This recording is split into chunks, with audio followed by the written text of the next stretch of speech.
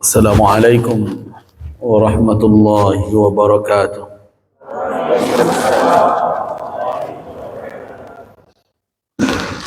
Alhamdulillah alladhi hadana lil Islam wa faddalana bihi ala jami'il anam.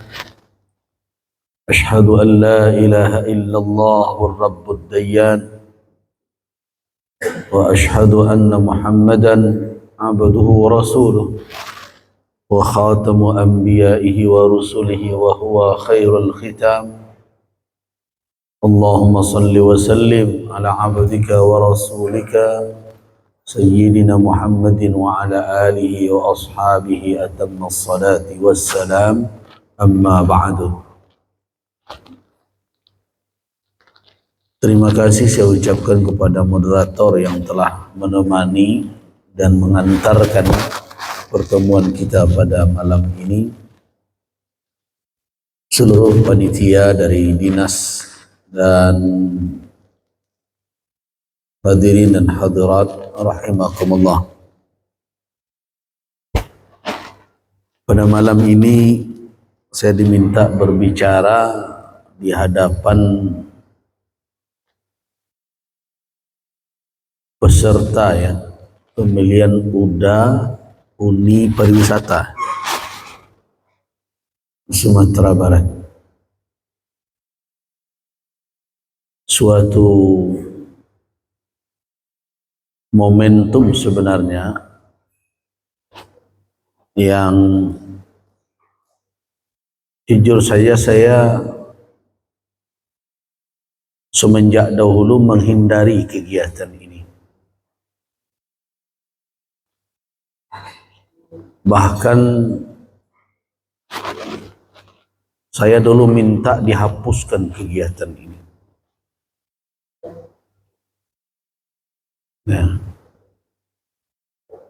Menghindari dan minta dihapuskan, kan radikal sekali itu. Mengapa? Karena terlalu banyak berbagai informasi, mungkin sebagiannya isu yang meliputi kegiatan yang sekarang kita lakukan ini. Kemudian terjadilah pertemuan-pertemuan antara majelis ulama dengan pihak pemerintah daerah yang akhirnya meminta kepada MUI kalau memang seandainya ini tetap berjalan,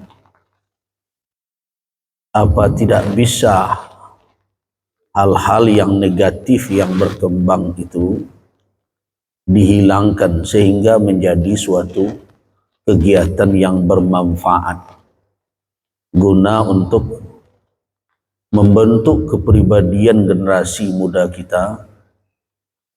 Dan di tengah-tengah pembentukan itu ada model-model yang bisa menjadi tauladan bagi generasi muda yang lain.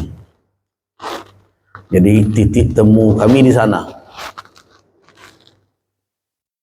Artinya apa?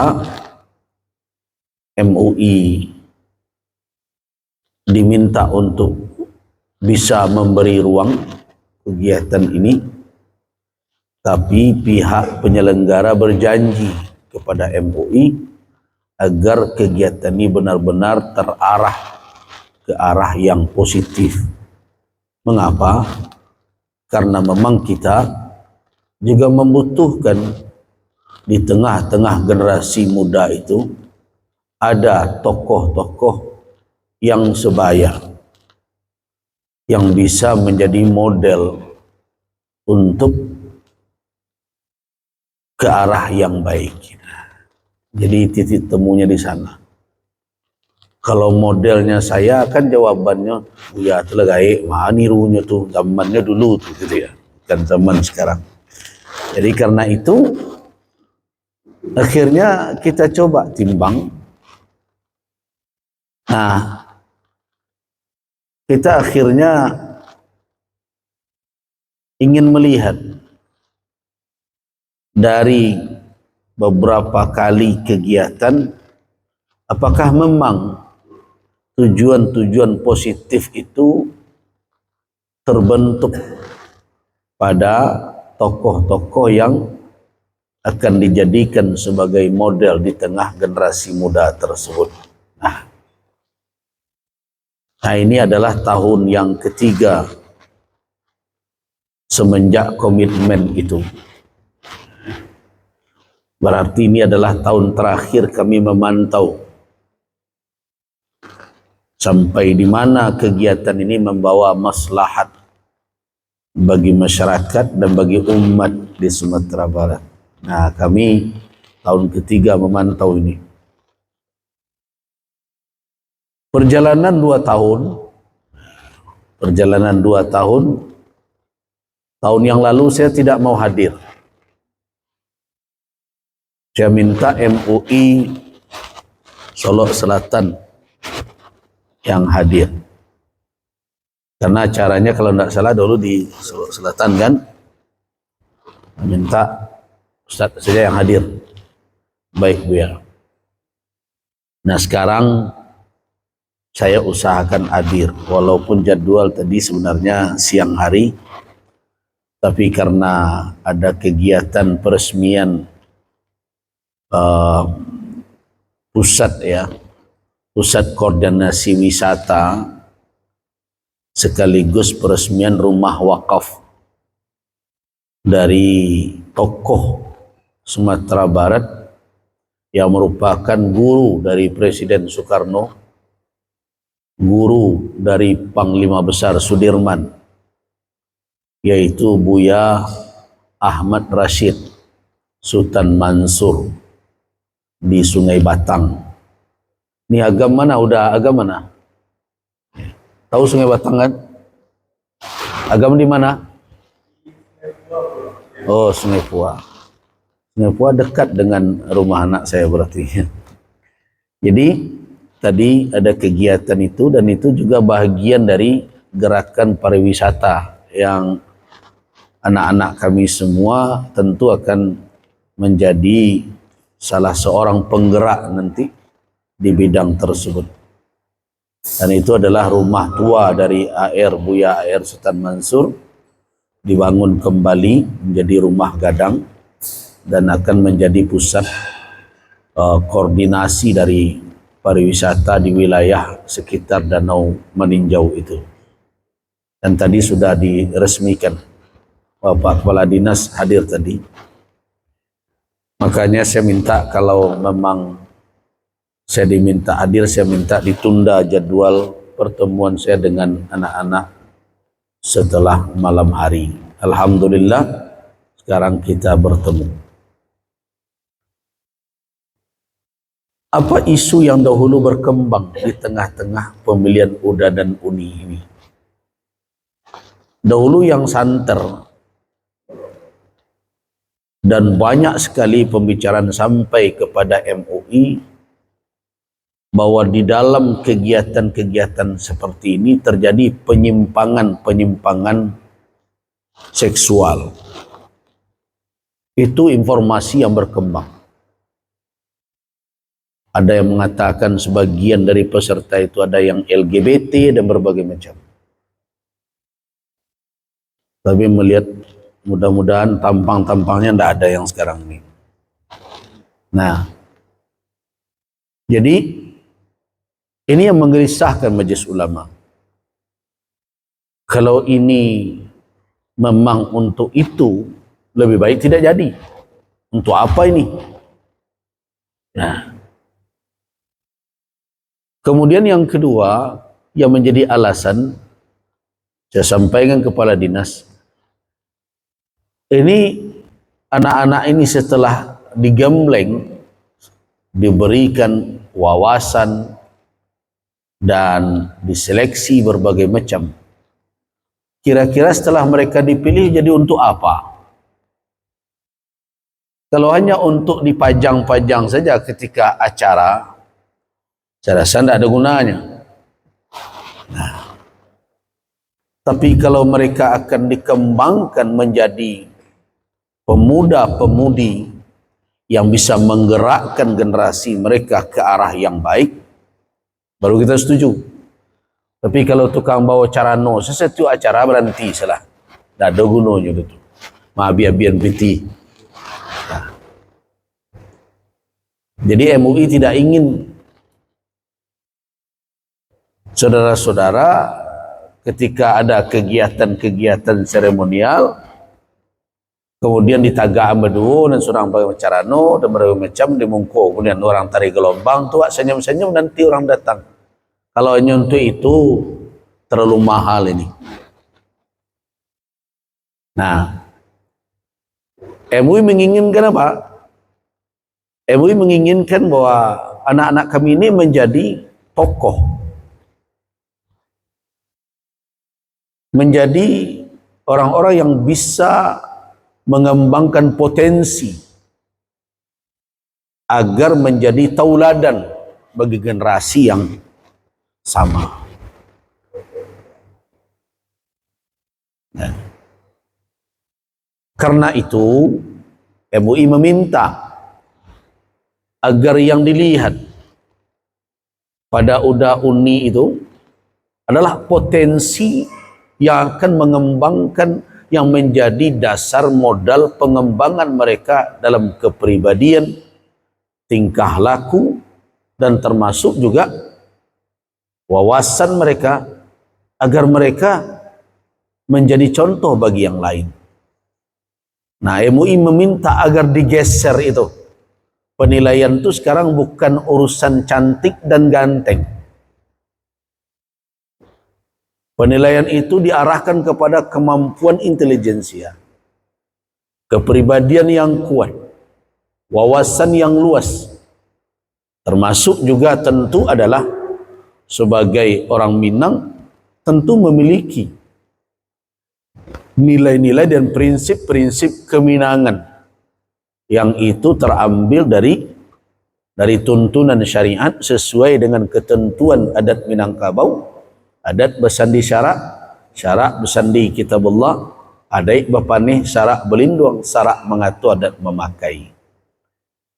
Nah, itulah yang diminta oleh Majelis Ulama. Jadi ketika saya hadir hari ini di tengah anak-anak semua, saya sebenarnya ingin mengatakan bahwa saya memandang anda-anda semua ini adalah sebagai potensi masyarakat Sumatera Barat, sebagai pemuda-pemudi yang kelak akan menjadi apa?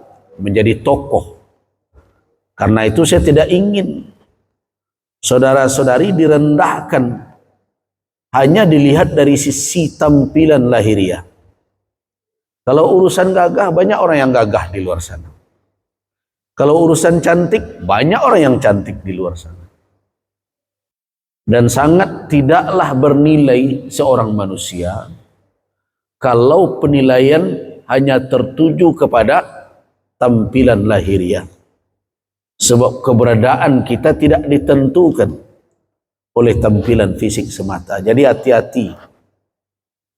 Kalau ada orang senang dengan kita karena sesuatu yang mudah hilang, itu jangan segera terbujuk oleh rayuan, itu gombal saja itu. Ya misalnya yang laki-laki, kenapa seorang wanita mencintai karena udah gagah. Lebar tahun gagah itu ada pedawa. Habis gagah, habis pula sayang itu. Yang perempuan karena cantik, berapa lama bisa mempertahankan kecantikan? Hilang cantik, hilang pula sayang. Karena itu kalau dalam konsep beragama, ketahui kalau orang membangun rumah tangga itu di dalam Islam tidak dibangun di atas cinta. Akan aneh itu. Tiada datang orang kepada Umar bin Al-Khattab, Amirul Mukminin. Dia mengatakan kepada Umar, "Ya Amirul Mukminin, talaqtu imraati Wahai Amirul Mukminin, saya mentalak istri saya. Kata Umar, falima? Kenapa engkau talak istrimu? Ana la uhibbuha. Saya tidak cinta lagi kepadanya. Kata Umar, awa kulli baitin yubna ala hub? Apakah setiap rumah tangga itu dibangun di atas cinta? Itu kata Umar. Coba baca Al-Quranul Karim. Ada tak di dalam Al-Quran itu Allah menjadikan antara pasangan itu cinta, mahabbah? Tidak. Yang ada mawaddah. Nah, dan di dalam Al-Quranul Karim dikatakan oleh Allah bahwa Allah jadikan antara keduanya mawaddah wa rahmah. Sehingga kalau orang pesta biasanya ucapkan selamat samawa. Apa samawa? Nah, sakinah, mawaddah, warahmah. Bukan mahabbah kan? Cinta itu bahasa Arabnya mahabbah. Kenapa mawaddah? Nah, beda itu. Mawaddah itu adalah kesukaan kepada seseorang yang tidak hanya berdasarkan kepada kecenderungan syahwat yang biasanya menyangkut perkara material. Itu mahabbah namanya. Suka karena gagah, suka karena cantik, itu mahabbah. Mawaddah tidak. Mawaddah itu adalah kesukaan kepada seseorang lebih dari sekedar material. Nah, rumah tangga itu kalau dibangun di atas cinta, cinta itu menyangkut dengan syahwat material. Ketika alasan itu hilang, maka hilanglah cinta tadi. Makanya ada dialog suami istri. Pernah seorang istri bertanya kepada suami, apa alasannya udah namu jambo dulu? Karena rancak ambo? Enggak. Karena ambo sekolah tinggi? Enggak. Itu karena udah namu jambo. Ambo enggak ada alasan dan enggak tahu alasan. Semalam bini tadi tak nyosaponya laki pagi. Kenapa? Kan wanita kan senang pula kalau digombal. Tapi yang laki-laki itu sebenarnya jujur. Apa kata dia? Besok pagi, kenapa kamu marah? Ya masa enggak tahu mencintai saya karena apa? Apa kata dia? Kalau saya mencintaimu karena alasan, alasan itu suatu waktu bisa hilang. Maka habislah cinta saya. Tetapi saya mencintaimu karena saya tidak tahu alasannya. Artinya saya mencintaimu bukan karena alasan cantik, bukan karena alasan ini. Jadi jangan terlalu percaya dengan orang yang pandai. 1001 alasan bisa dicari. Apalagi laki-laki kalau disuruh menggoda wanita, bukan 1001, 1.000.000 bisa dibuatnya alasan. Nah, jadi karena itu mawaddah itu lebih tinggi. Dia adalah kecenderungan tidak hanya sebatas fisik. Nah itulah penghargaan kepada para pemuda, pemudi. Di mana orang melihat kita bukan karena tampilan lahiriah. Yang cenderung hanya eksploitasi. Tahu enggak? Saya dulu ketika masih kuliah, saya pernah kuliah sebelum ke Al-Azhar 1 tahun di IAIN dahulu. Di Fakultas Usuluddin, jurusan tafsir hadis. Tidak tahu apakah anda masih ketemu enggak. Dahulu di Padang itu, sekarang sedang hampir siap gedungnya. Dahulu di situ ada pasaraya. Pasaraya itu ada di atasnya departemen store Matahari namanya. Nah, jadi kan dulu jarang sekali. Kalau sekarang kan di mana-mana kan ada eskalator. Nah, dulu itu satu-satunya eskalator dahulu. Jadi ketika saya tidak kuliah, dia pergi ke sana. Naik eskalator. Nah, tahu enggak, di Dep Store itu yang paling depan, itu biasanya orang jual-jual untuk apa namanya, gincu-gincu ini, make up, ya, lipstick, bedak, berbagai macam. Pokoknya itu. Nah, jadi pas naik eskalator, orang jual alat-alat make up, bedak, lipstick, berbagai macam. Nah, saya dulu agak nakal-nakal juga sedikit. Nah, Pas naik, ketemu. Saya heran juga. Di depan itu orang jual lipstik. Dahulu belum seperti sekarang berhijab. Nah, belum berjilbab banyak seperti sekarang. Saya membuat perda jilbab ini tahun 2003, tahun 2002-2003. Perda jilbab pertama, perda busana Islami pertama di Sumatera Barat itu lahir di Kabupaten Solok. Ada anak udah Kabupaten Solok di sini. Ya, Anda juga harus tahu tuh. Jadi perda jilbab, perda busana Islami pertama itu dilahirkan di Sumatera Barat dan itu adalah perda pertama mungkin di Indonesia. Perda busana Islami. Nah, sebelum itu sudah ada edaran Bupati Solok, Pak Gamawan Fauzi waktu itu, untuk para pegawai, karyawan, dan kebetulan saya waktu itu ketua bidang fatwa MUI Kabupaten Solok. Belum ada Solok Selatan waktu itu. Solok Selatan mana udahnya Solok Selatan? Ya, belum ada. Masih satu Solok. Jadi ketika saya jadi ketua MUI, itu Solok itu belum ada Solok Selatan. Nah, kita buat perda itu perda pertama. Jadi ada 3 perda produk Kabupaten Solok itu yang pionir. Yang pertama adalah perda baca tulis Al-Quran untuk calon pengantin. Itu tahun 2001 lah. 2001-2002. Kemudian perda tentang busana Islami 2002-2003. Kemudian 2003-2004 ada perda zakat pertama di Indonesia itu. Jadi jangan dikatakan bahwa kita di Sumatera Barat ini lambat berpikir, enggak. Moto semen Padang itu ada di mana-mana. Kami telah berbuat sebelum Anda memikirkan gitu ya. Jadi kita buat perda itu. Makanya dahulu pernah heboh-heboh SMK berapa di Padang tentang jilbab. Saya waktu itu menegur Menteri Pendidikan karena dikatakan orang Sumbar diskriminatif. Tidak ada diskriminatif. Siapa yang baca perda itu, saya ingat betul. Dalam pasalnya ada bahwa yang non-muslim berbusana sesuai dengan ajaran agama mereka masing-masing. Kita tidak pernah memaksa orang. Karena kita tahu ajaran agama Islam diamalkan oleh kaum muslimin. Tidak boleh ada pemaksaan. Ada di dalam perda itu. Nah, saya lanjutkan cerita. Jadi ketika itu tidak banyak orang berhijab. Cuma saya yang aneh itu adalah ketika orang menjual lipstik itu kan biasanya wanita-wanita ya. Nah, dia jual lipstik. Tapi saya lihat roknya itu mini sekali. Saya udah berulang kali ke sana, saya mikir-mikir apa hubungannya ya lipstik ini dengan lututnya.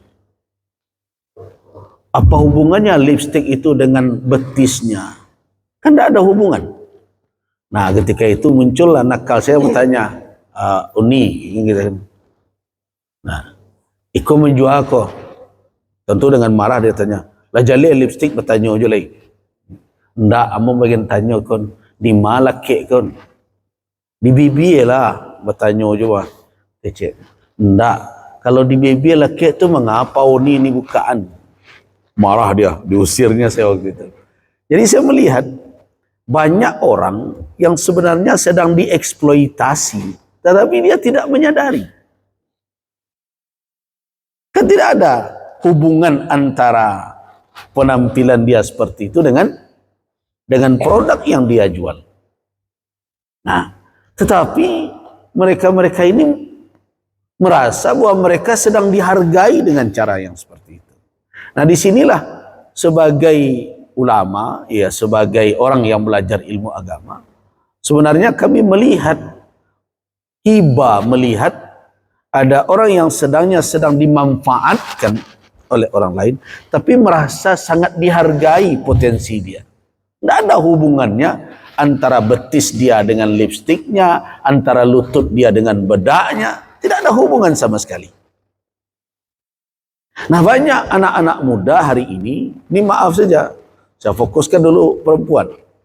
Kalau ada pemilihan sekretaris ya, di perusahaan dimanapun, mendaftar yang laki-laki, mendaftar yang perempuan. Kira-kira yang berpotensi lulus 70% siapa kira-kira? Alasannya apa? Apa kira-kira alasannya? Apakah karena memang laki-laki tidak bisa jadi sekretaris? Bisa jadi secara pendidikan mereka bisa lebih tinggi. Nah, alasannya kenapa? Bukan karena potensi. Nah, nanti kalau bosnya mulai nakal, ada pertemuan misalnya malam hari, dimintanya lah sekretarisnya berdandan dengan tampilan ini, tampilan itu, membujuk bapak ini dan bapak itu. Nah, kira-kira potensi kitakah yang mereka pergunakan atau kita sedang diperalat oleh mereka? Nah, tetapi tidak sedikit orang merasa bahwa mereka sedang dihargai potensinya. Kalau saya mengatakan tidak. Nah, kita tidak menginginkan lagi anak muda, para pemuda-pemudi yang mau diperalat seperti itu. Tapi kita ingin pemuda-pemudi yang punya potensi, lihatlah saya dengan potensi saya. Nah, jangan eksploitasi kecantikan saya, kegagahan saya, kegantengan saya. Nah, tapi hargai saya dengan apa? Pemikiran, wawasan, kemampuan, tolong, itu yang dipandang. Nah, itulah kemanusiaan. Jadi manusia itu di sana. Apa sih yang kita banggakan? Kalau urusan kuat, harimau lebih kuat dari kita. Nah, gagah yang kita harapkan, tidak lama lagi banyak orang yang tidak mau berurusan dengan manusia.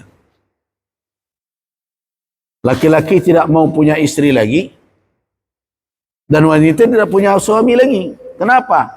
Nambah masalah saja. Berpacu-paculah negara-negara luar membuat pasangan yang tidak pernah minta uang belanja. Perhatikan, China membuat pasangan dari persis seperti perempuan. Nggak pernah minta uang pagi. Nggak pernah mengeluh. Jadi apa sebenarnya yang kita cari? Nah, karena itu saya mengajak kita sekarang, siapa kita sebenarnya? Kalau kita pemuda-pemudi, apalagi dilengketkan di belakang pemudi muslimah, pemuda muslim, ditambah lagi pemuda muslim Minangkabau, pemudi muslimah Minangkabau. Kira-kira apa nilai yang membuat kita itu memiliki potensi yang dipandang oleh orang? Yang itu tidak diukur dengan sesuatu yang bertahan sementara. Nah, itu yang saya harapkan, dan itu yang kawan-kawan di Majelis Ulama ketika kita bicarakan ini, para buya-buya ketika saya ajak untuk musyawarah, mereka katakan, cobalah buya, masukkan raso, mudah-mudahan kita punya anak-anak muda yang menjadi model, menjadi ikon bagi yang lain, untuk bisa tampil memberikan tauladan. Nah, jadi malam ini saya mengajak kita semua, mari kita menyelami nilai yang ada dalam diri kita. Nah, ini sudah ya, ada PowerPoint, Rehan? Ada pointer. Enggak. Oh ya, bisa. Coba lanjut. Saya sudah capek duduk sejak tadi sebenarnya. Boleh, saya mau turun ya. Nah, nggak apa-apa, di atas saja. Nah, ketika kita berbicara tentang seorang pemuda dan pemudi, ada suatu Ada yang ini pakai handphone ya? Oh enggak. Ada kan handphonenya? Tidak diizinkan. Untuk masa saya boleh nggak diizinkan? Tapi ada aplikasi Quran nggak? Di sini coba slide berikutnya. Terus, terus, terus, terus, lanjut, lanjut, lanjut, terus, nggak ada ya. Di slide satu lagi ya.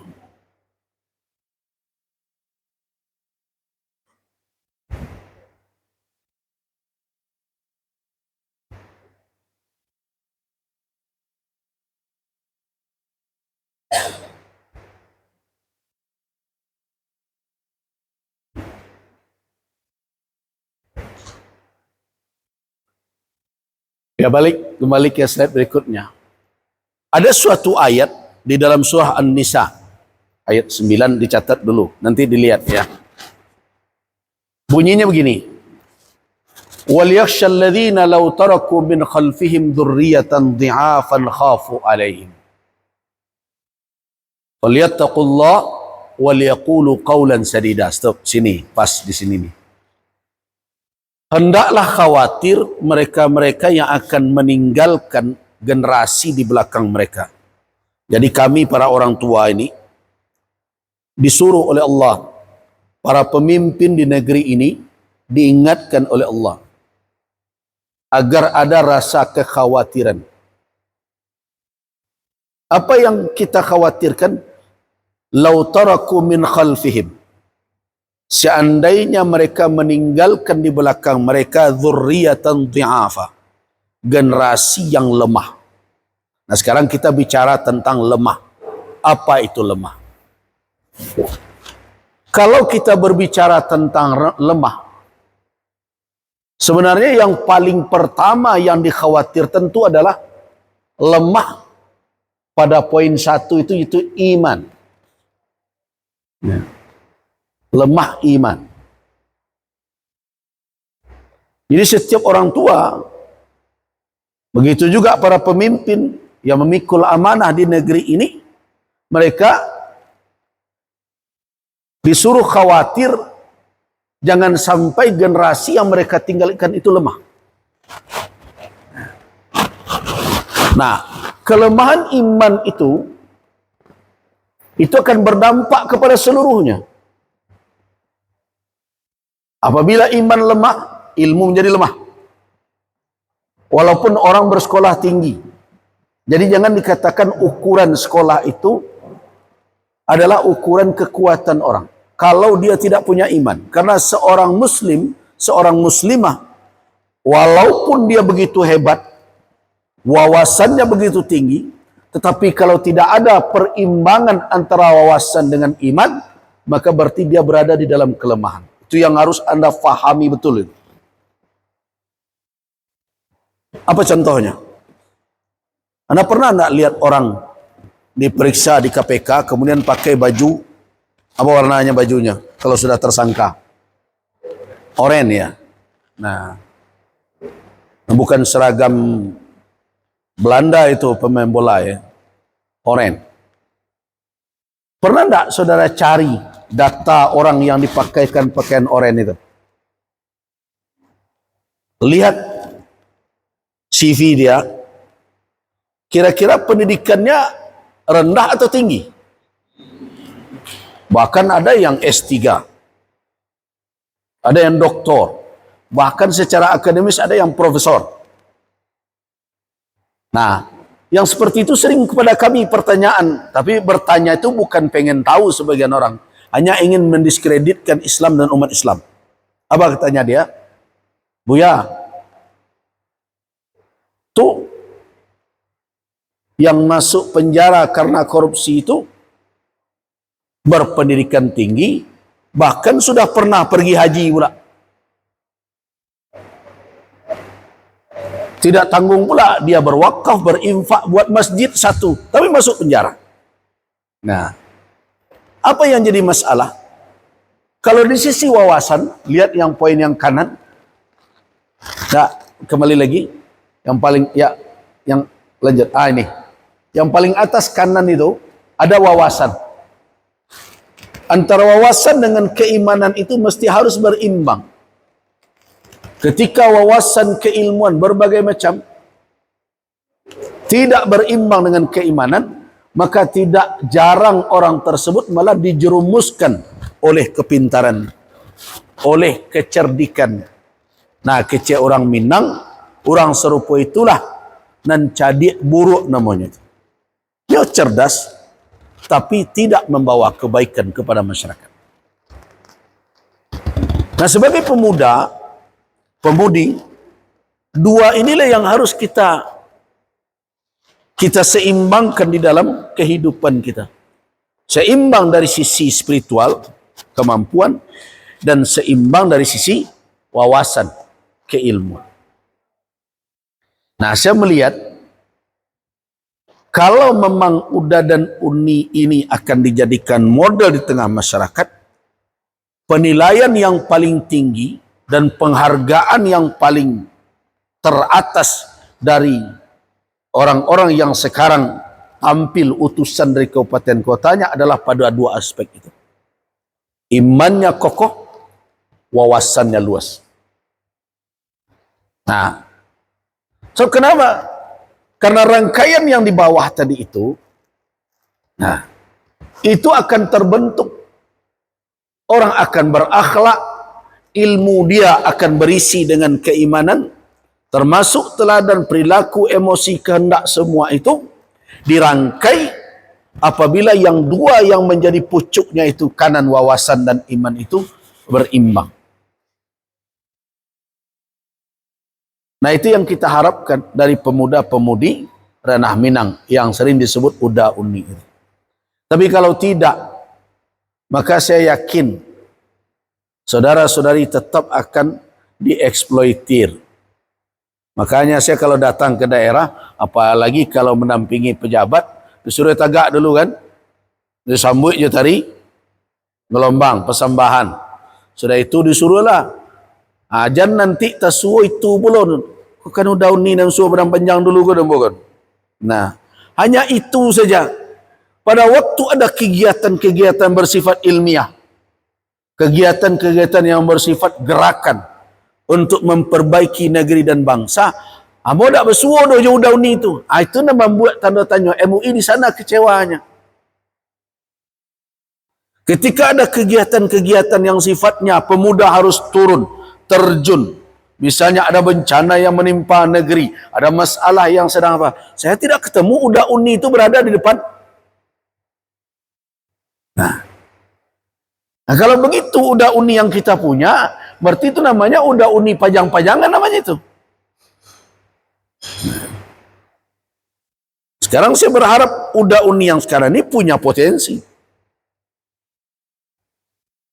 Kalau ada kebaikan yang bisa dibawa ke tengah masyarakat, bisa enggak dua tokoh kabupaten kota ini paling depan menjadi penggerak?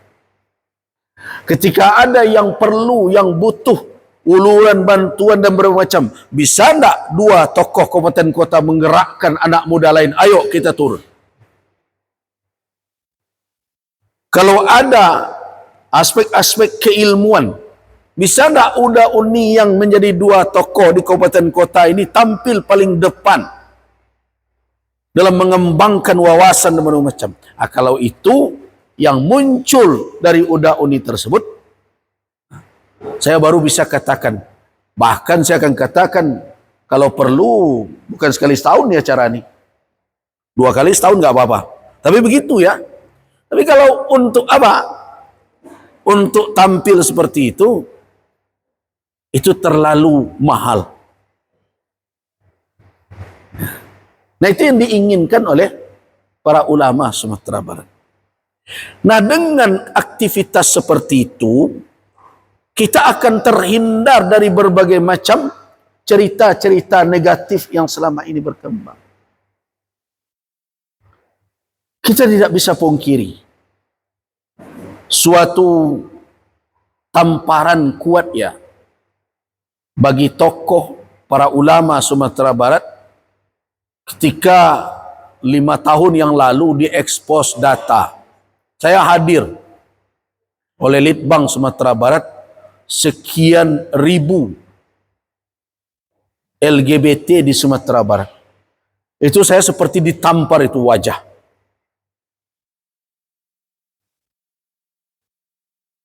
Walaupun saya tahu data itu data estimasi, itu bukan data real ya. Saudara-saudara, saudara-saudari juga harus tahu. Tanya ke Litbang itu data estimasi. Data estimasi itu begini. Kalau dapat 1, maka estimasinya 10.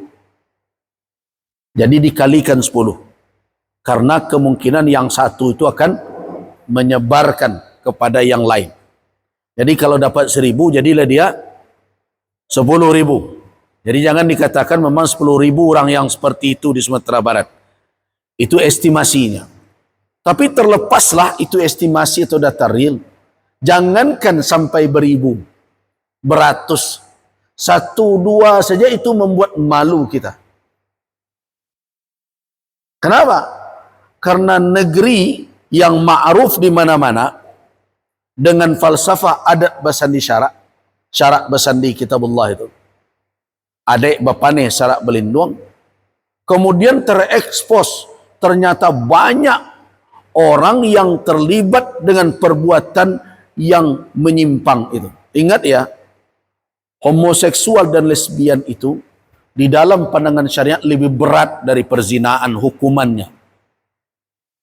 Jadi kalau orang berzina, laki-laki dan perempuan, ada 2 kategori. Yang pertama, dia belum pernah menikah. Namanya ghairu muhsan namanya. Yang seperti ini dicambuk 100 kali. Az-zaniyatu waz-zani fajlidu kulla wahid minhuma mi'ata jaldah. Kalau dia sudah pernah menikah, maka hukumannya adalah rajam. Lil akhir al-hajar. Dirajam, ditanam dia separuh badan, kemudian dilempari sampai mati. Dahsyat sekali. Kenapa? Karena Al-Quranul Karim mengatakan bahwa perbuatan itu innahu kana fahisyah. Tahu fahisyah maknanya? Fahisyah itu adalah perbuatan keji. Kalau orang memiliki pemikiran normal dan hati yang bersih, dia akan jijik. Jangankan melakukan, malah menghampirinya menimbulkan rasa jijik. Kenapa? Karena akan merusak. Merusaknya bukan pelakunya saja. Dia akan menimbulkan kerusakan kepada keturunan. Ingat ya, anak zina, kalau terjadi anak zina, buah dari perzinahan itu lahir seorang anak. Anak itu memang tidak mengikul dosa perzinahan. Tetapi arun, tapi hina, mau tidak mau akan dipikulnya. Contoh, ada seseorang mau cari menantu. Kemudian ketemu pasangan oleh anaknya. Diperiksa anak sia tu. Kecil orang sebelah. Tu rasanya ndak anak nan dulu bajak pada Jawi itu dulu tu. Nah, orang yang berfikir untuk menjaga keturunannya itu akan menghindar dari itu. Persoalannya apa? Karena anak itu tidak berdosa. Iya, dia tidak berdosa. Tetapi hina perbuatan orang tuanya, dia pikul. Sampai sekian lama, berapa generasi akan hilang. Itu maka dikatakan fahisyah. Fahisyah di dalam Al-Quran itu maknanya adalah perbuatan jahat, keji, yang dampaknya tidak hanya sebatas pelakunya, tapi memberikan apa? Efek kepada orang lain, bahkan kepada lingkungannya. Nah, homo lebih dahsyat dari itu.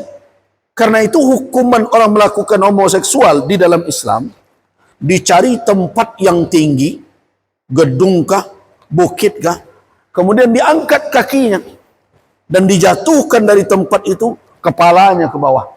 Dia dihancur sampai dulu. Bahkan ada di antara fuqaha yang mengatakan, ahli fikih, bakar dia. Mengapa ya? Karena kejahatan yang ditimbulkan oleh orang ini, itu berakibat apa? Rusaknya tatanan umat manusia, dan nanti sampai kalau seperti itu orang semuanya, maka regenerasi akan terhenti. Nah, bagaimana kita menghilangkan hal itu? Apalagi ada seperti tadi isu, itu bukan isu biasa, sampai malah ke Majelis Ulama. Saya katakan solusinya adalah agar para uda-uni ini menjadi apa? Menjadi terdepan di dalam pergerakan di tengah masyarakat. Terdepan dalam membawa nilai. Terdepan dalam mengembangkan wawasan. Terdepan dalam menggerakkan para pemuda ke arah kebaikan. Nah, kalau itu yang kita lakukan, saya yakin kita tidak butuh sepasang uda-uni. Kita butuh sekian banyak anak muda yang punya komitmen seperti itu. Nah, karena itu saya berharap itulah yang menjadi suatu cita-cita harapan. Jangan hendaknya, makanya saya katakan, sampai saya berkata kepada panitia 2 tahun yang lalu, sudahlah, janganlah ada juga mis-misan yang diukur adalah betisnya, pinggulnya, tingginya, kekar badannya, dan berbagai macam. Walaupun kesehatan fisik, kekuatan fisik tidak boleh diabaikan. Walaupun penampilan lahiriah juga tidak bisa diabaikan. Tetapi bukan itu ukuran nilai utama kepribadian seorang muslimah. Lanjut, kita lanjutkan dulu sedikit lagi, nanti kita dialog. Nah, iman yang akan terbentuk itu adalah suatu kepercayaan yang teguh di dalam hati dan pembenaran yang pasti akan keberadaan Allah dan ibadah kepadanya. Jadi bukannya sekadar mengakui la ilaha illallah, tetapi iman itu harus diiringi dengan apa? Dengan ibadah. Iman itu harus diiringi dengan keyakinan yang kuat. Nah, itulah yang menjadi benteng di dalam diri kita, di dalam hati kita. Mengapa demikian? Karena kalau iman itu hanya sebatas syahadat, sebatas ucapan, sebatas pengakuan, maka orang-orang tersebut tidak akan kuat berhadapan dengan tantangan dan godaan. Itu yang perlu diingat. Ingat ya, yang paling berat lawan yang kita hadapi itu bukan syaitan. Syaitan itu tidak berdaya sebenarnya. Kalau ada yang baca surat Ibrahim nanti, di situ walamma qudiyal amr, ketika keputusan telah ditetapkan, syaitan-syaitan itu kelak di akhirat ngaku itu. Nah, mereka mengaku, wah mereka sebenarnya mali alaikum min sultan. Saya tidak punya kuasa atas kalian, wahai anak cucu Adam, wahai manusia. Yang dia lakukan apa? Yang dia lakukan hanya membujuk kita. Bisakah dia menyeret kita untuk ikut kepada perbuatan jahat? Tidak mampu. Syaitan tidak punya sampai ke sana. Dia cuma memanggil saja, menghimbau, ayo sini, ayo lakukan itu. Gitu saja kerjaan dia. Cuma persoalannya fastajabtumuli. Kamu sekalian memenuhi himbauan saya. Nah, karena itu di akhirat kelak syaitan tidak mau dicela. Fala talumuni walakin lumu anfusakum. Jangan saya pula yang kalian caci maki ya. Itu kata syaitan, kata iblis kelak itu. Caci makilah diri kamu sekalian. Itu makanya para ulama mengatakan yang paling berat yang harus kita hadapi itu adalah diri kita sendiri. Diri kita yang tidak pernah puas. Diri kita yang tidak pernah tahu batas. Itulah nafsu yang berisikan syahwat tadi. Itu makanya kalau belajar Islam, setiap gejolak itu muncul, pasti ada peredamnya. Misalnya nih, kalau kita bercermin, pas bercermin, apalagi dapat juara uda-undi pula. Menang-menang. Gagah saya, cantik ya. Nah, kalau Islam muncul suasana seperti itu, dia bisa diredam dengan apa? Dengan doa. Allahumma kama hassanta khalqi fahassin khuluqi. Kan begitu? Ya Allah, sebagaimana engkau cantikkan rupaku, engkau buat gagah rupaku, penampilanku, fahassin khuluqi, percantik pula lah akhlakku. Ini Islam. Begitu. Nah, jadi iman itu harus dibawa dan harus diimplementasikan. Nah, persoalan yang terjadi hari ini, iman itu hanya di mulut saja. Dia tidak terimplementasi dalam bentuk ibadah, tidak dalam bentuk sikap. Nah, lanjut. Nah, ilmu. Ilmu dipandang sebagai pondasi dasar dalam membangun pribadi Islami. Seorang Muslim bermusuhan dengan kebodohan. Jadi tidak ada orang Islam yang suka dengan kebodohan dalam bidang apa saja. Jadi jangan katakan ilmu yang dimaksud itu adalah ilmu yang saya geluti saja, ilmu tafsir, ilmu fikih. Tidak. Islam itu mengajarkan kepada umatnya bahwa kita menjadi khalifah di muka bumi. Untuk menjadi khalifah, kita butuh tuntunan wahyu. Ilmu yang memahami wahyu itu yang disebut dengan ilmu-ilmu keislaman. Di situ ada tafsir, di situ ada hadis. Tapi ingat, bumi yang diciptakan oleh Allah ini diamanahkan kepada kita untuk memakmurkannya. Untuk mengolah apa yang tercipta ini butuh ilmu pula. Jadi jangan dikatakan kalau mau masuk surga, masuk yayan. Kalau masuk yang lain, masuk surga. Itu keliru itu cara berfikir. Tidak ada dalam Islam dikotomi keilmuan. Ini umum, ini agama. Tidak ada cerita begitu. Yang ada di dalam Islam adalah ilmu yang wajib masing-masing kita tahu, fardu ain. Ada ilmu yang fardu kifayah. Yang fardu ain apa? Salat itu tidak bisa. Kamu ngertiin salat? Tidak, itu kerjaan nak yayan. Tidak. Salat itu kerjaan kita semua sebagai hamba Allah. Halal haram. Tidak, itu urusan nak yayan. Tidak. Semua kita harus tahu halal haram. Ini kosmetik yang dipakai halal tidak nih? Nah, kan mesti diketahui. Hati-hati sekarang. Apa saja bisa dipakai untuk kosmetik hari ini. Apalagi jangankan itu. Saya kan hampir setiap bulan ada saja melakukan sidang sertifikasi produk halal.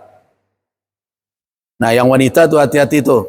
Kuas-kuas yang dipakai itu diperhatikan betul. Jangan-jangan bulu babi yang begini-gini kan ke pipi. Masuk, pergi makan jagung bakar. Yang biasa dikuasin itu. Nah, hati-hati. Makanya kalau kami memeriksa produk halal untuk sertifikasi, biasanya kuas-kuas yang dari bulu itu kami coba bakar. Oh, ini dari bulu, ganti-ganti dengan silikon. Apalagi kalau produk luar, kita tidak tahu bulu apa yang dipakai itu. Nah, begitu juga untuk aging berbagai macam. Untuk kan kalau wanita kan takut betul tua, itu musuh yang paling berat bagi dia tuh. Keriput saya sedikit 3 hari tidak tidur.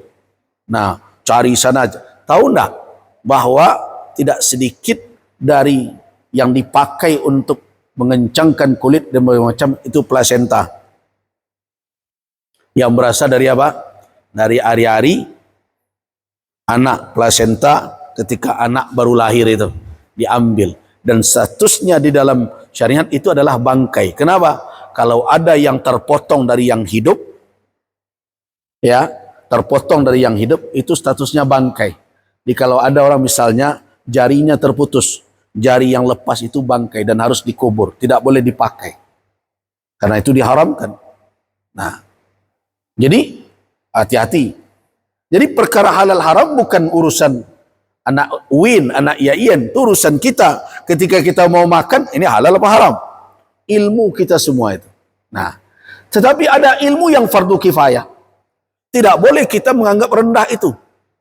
Di antara kita harus ada yang mendalaminya. Termasuk kajian fikih yang mendalam. Nah, itu kan misalnya saya kajian. Kalau urusan fardu salat kita semua tahu. Tapi kalau sudah masalah yang mendetail, membutuhkan analisa, ini butuh ulama. Dan termasuk juga yang ahli teknik siapa? Yang membuat pesawat siapa? Yang ahli komputer siapa? Yang ahli tata kota siapa? Semua itu ilmu yang dituntut oleh Islam untuk kita kuasai sebagai fardu kifayah. Artinya ada di antara kita yang menguasai keilmuan itu karena membawa kemaslahatan kepada umat.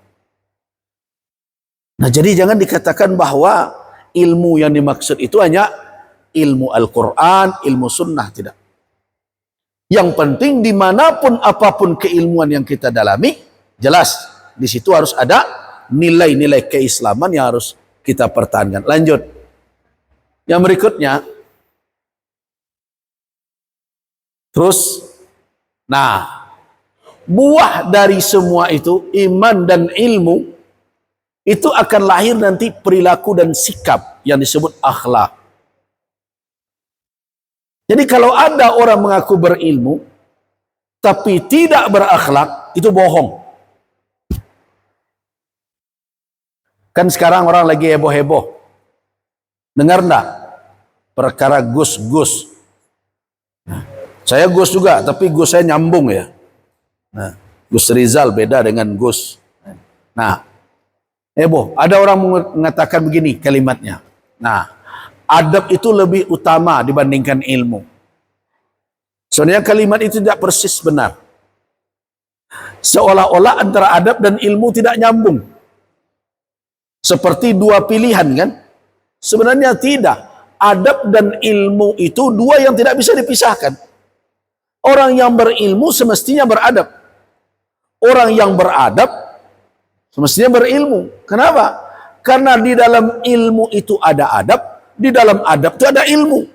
Nah, cuma kenapa orang mengatakan itu kan kalau memilih, siapa yang mau memilih beradab saja ilmu tidak ada? Tidak ada sebenarnya. Tidak ada orang yang mau memilih biarlah saya beradab saja, bodoh-bodoh lah, tidak ada. Ilmu dan adab itu seiring sebenarnya. Cuma mengapa orang sering mengatakan adab lebih utama? Itu kan sebenarnya ungkapan dari ibu Imam Malik. Ada Imam Malik bin Anas ketika akan belajar, anaknya masih kecil, dipasangkan sorban. Kemudian disuruh pergi engkau kepada Abdurrahman, gurunya. Apa yang kau tuntut? Tuntut adabnya sebelum ilmunya. Artinya apa? Karena adab ini dia sulit untuk diajarkan. Adab ini lebih banyak diapakan? Dicontohkan. Jadi adab itu kalau diajarkan saja adab tersebut uzannya. Adab itu kalau diajarkan susah untuk diingat. Kalau toh ingat setelah itu akan hilang saja. Nah, adab itu lebih banyak ditransfer melalui apa? Melalui sikap ketauladanan. Nah, lihatlah sekarang. Saya melihat anak muda hari ini tiap sebentar joget, tiap sebentar joget. Saya cari apalah penyebabnya ya. Anak-anak muda suka pargoi berbagai macam itu. Ternyata akhirnya saya temukan. Ternyata sekarang guru-guru juga main TikTok joget-jogetan gitu ya. Kalau begini guru-guru, wajar saja murid-muridnya begini.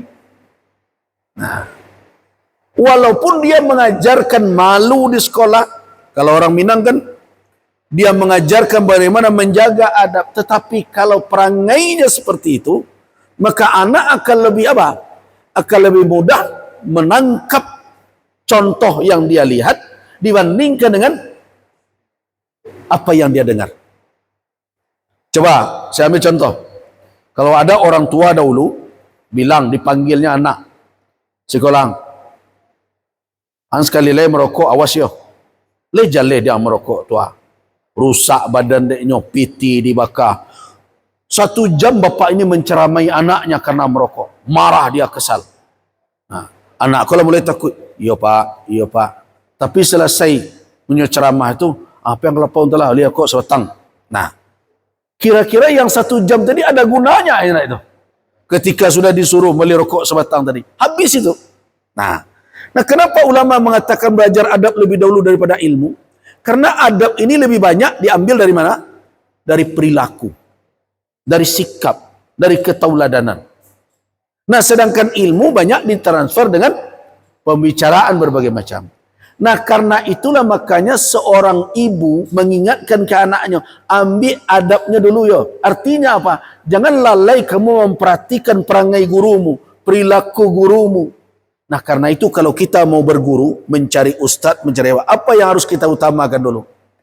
Jangan hanya pandai dia bicara, hebat dia beretorika, narasinya yang menarik, tapi perhatikan adab, akhlak dan perilaku. Komitmen dia dalam beragama. Ketaatan dia, ketangguhan dia mempertahankan yang hak. Itu yang penting. Nah, itu yang maksud. Jadi, akhlak buah dari ilmu tadinya. Ilmu dan akhlak sebenarnya tidak berpisah. Lanjut. Terus ini sumber akhlak. Terus, nah, kan buahnya apa? Nanti teladan. Orang yang berakhlak bukan orang yang pandai menceritakan akhlak. Orang yang berakhlak adalah orang yang mencontohkan sikap dan perilaku.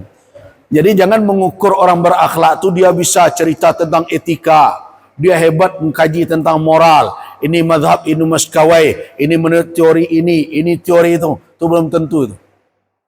Melihat orang berakhlak itu dari mana? Dari pribadinya. Bisa tidak diteladani sikap dan perilaku? Kalau tidak, berarti itu hanya wawasan saja itu. Lanjut. Perilaku yang lurus dari keteladanan akan lahir apa? Perilaku yang lurus. Dia tidak akan menyimpang dari apa yang telah dia kuasai. Ilmu jadi berguna bagi dia. Sebelum ilmu itu berguna bagi orang lain, harus bermanfaat untuk dirinya. Terus lanjut. Keadaan emosional. Nah, ini dampaknya. Orang yang memiliki wawasan keilmuan, keimanan dan sebagainya, dia akan seimbang. Dia tahu kapan dia akan marah. Dia tahu kapan dia akan memaafkan. Marah itu boleh atau tidak? Boleh. Kan ada hadis ya, al-ghadab minasyaitan. Marah itu dari syaitan. Iya, kalau marah tidak balasan. Tapi kalau marah karena yang hak, apa kata Imam Asy-Syafi'i? Man istughdiba falam yaghdab fa huwa himar. Orang yang sudah dituntut marah, tidak marah juga itu keledai itu. Sudah adiknya diganggu orang, ibunya dilecehkan orang, dia senyum-senyum juga. Tidak bisa. Seseorang harus bisa marah. Tapi alasannya yang perlu. Nah, dia orang yang seimbang. Sama dengan apa? Sabar. Orang ngerti sabar. Orang keliru di dalam memahami sabar. Sabar itu bukan berarti fatalistik. Bukan menyerah. Sabar itu adalah suatu kekuatan di dalam diri, di mana orang bisa mengendalikan dirinya di dalam bersikap sesuai dengan apa? Dengan tuntunan keilmuannya. Itu yang sabar. Jadi jangan dikatakan sabar itu tampar pipi kiri, kasih pipi kanan. Itu tidak sabar, itu bodoh jadi orang. Nah, yang sabar itu adalah orang yang bisa mengawal sikapnya, tidak berlebihan menghadapi sesuatu yang sepatutnya. Maka itu sabar itu adalah pengendalian diri. Jadi emosional yang berimbang. Terus kemauan yang kuat. Nah, seorang muslimah, apalagi orang yang akan menjadi tauladan uni. Bukan orang yang memental kerupuk. Nah, orang yang memiliki kemauan yang kuat. Kenapa? Karena dia memiliki basis yang benar. Memiliki pertimbangan yang matang. Karena itu dia punya kemauan yang kuat. Tidak mudah dipatahkan. Ini seorang pemuda, jangan sekali dibantah, surut. Tapi bukan berarti keras kepala. Lain lagi itu. Ada orang yang kemauannya kuat tapi tidak tahu mana salah. Ada pula orang, pokoknya nyo salah nyo bana, nyo nak namu surui. Nah, itu bukan kemauan yang kuat namanya. Itu kemauan yang tidak ada pertimbangan. Lanjut. Terus wawasan yang luas. Nah, dari semua tadi itu akan melahirkan cara pandang. Akan membuat dia memiliki visi di dalam hidup. Sehingga dia punya misi yang jelas dalam kehidupannya. Nah, itulah pemuda muslim dan pemudi muslimah. Nah, saya berharap uni keluarlah dari zona pajang-pajangan. Nah, itu yang saya pesankan ya. Keluar dari zona itu.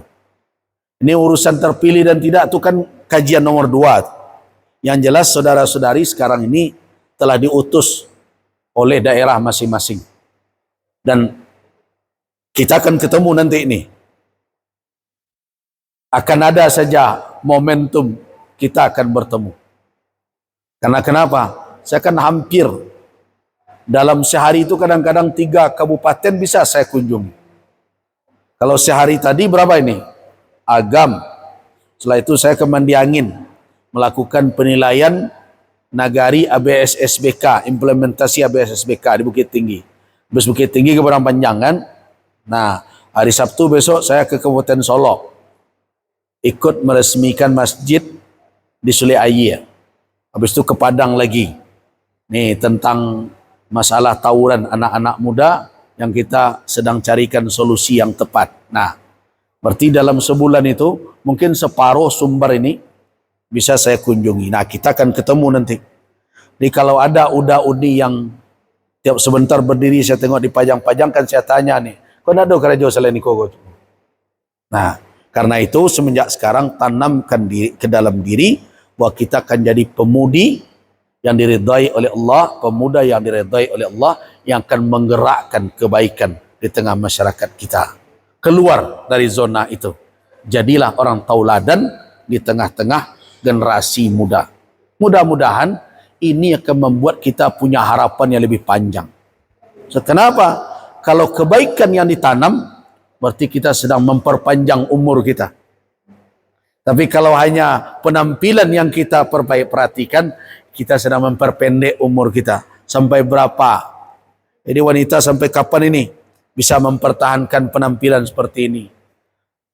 Nah, sampai menikah sudah lumayan. Setelah menikah dapat pula suami yang selebor. Nah, urusan dia mau berbedak atau tidak, baru kau bedak di hari aja. Sekolah lama mana kan? Nah, akhirnya mulailah. Nah, ketika itu umur kita sudah tidak ada lagi itu. Kalau itu yang dipertahankan. Tapi kalau kebaikan yang kita tanam, ya, semangat yang kita gerakkan di tengah para pemuda-pemudi di daerah kita, berarti kita sedang memperpanjang umur kita. Kita meninggalkan nilai-nilai yang akan dikenang oleh mereka. Nah, itulah yang kami harapkan, dan itu pesan-pesan saya kepada saudara-saudari semuanya. Mudah-mudahan ini bisa diamalkan, dan kalau ada hal yang akan kita dialogkan, ya silakan. Santai saja, apa saja yang ingin saudara-saudara tanya, silakan. Saya akan jawab, tapi sebatas yang saya tahu. Karena saya bukan ahli segala ahli. Bukan semuanya saya ketahui. Tapi setidaknya, kalau ada yang ingin ditanyakan, silakan. Tidak terbatas kepada apa yang saya sampaikan. Demikian, terima kasih. Assalamualaikum warahmatullahi wabarakatuh.